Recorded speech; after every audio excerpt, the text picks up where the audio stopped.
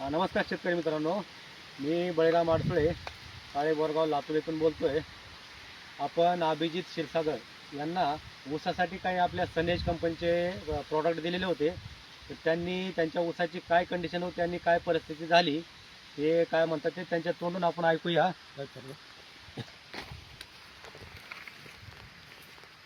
तर नमस्कार, माझं नाव अभिजित क्षीरसागर.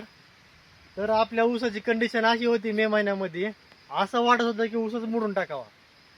पण आमचे मामा म्हणजे बळीराम आडसुळे यांनी सनेज कंपनीचे मला प्रॉडक्ट दिले. सनेज कंपनीचे सन किट, शुगर कॅन किट दिलं.